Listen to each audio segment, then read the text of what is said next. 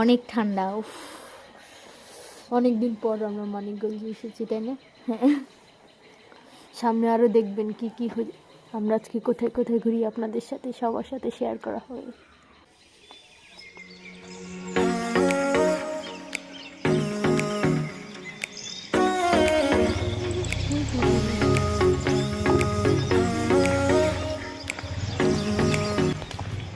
আপনারা পুরো ভিডিওটা দেখুন, সামনে অনেক কিছু আছে।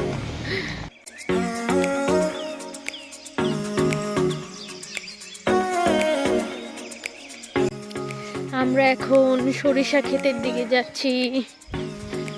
এখন সকাল 11টা বাজে, কিন্তু মনে হইতেছে না যে এখন 11টা বাজে, কারণ চারিদিকে কত কুয়াশা দেখেন।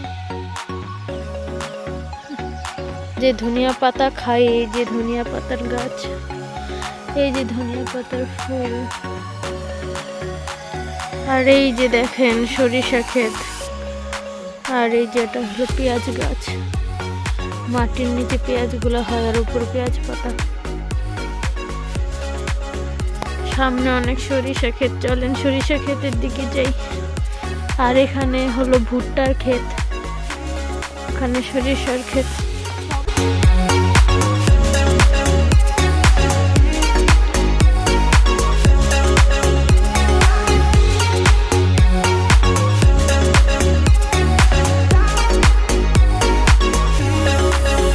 এখনকার ঢাকা শহরে মুরগির এই দৃশ্য সহজে দেখাই যায় না।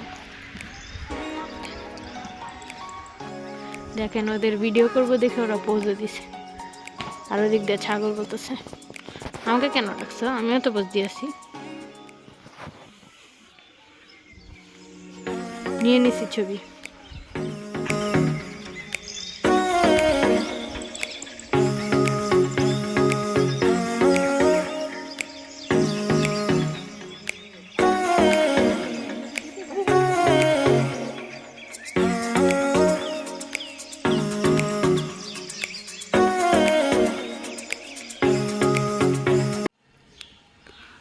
আমরা যে ছোটবেলায় অতিথি পাখি দেখতাম টিভিতে, এই যে দেখেন অতিথি পাখি।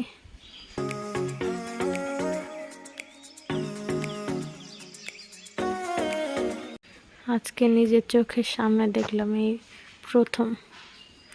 এরা সাইবেরিয়া থেকে প্রত্যেক শীতকালে এখানে আসে এবং গাছের সব থেকে উঁচু এবং চিকন ডালে বসে।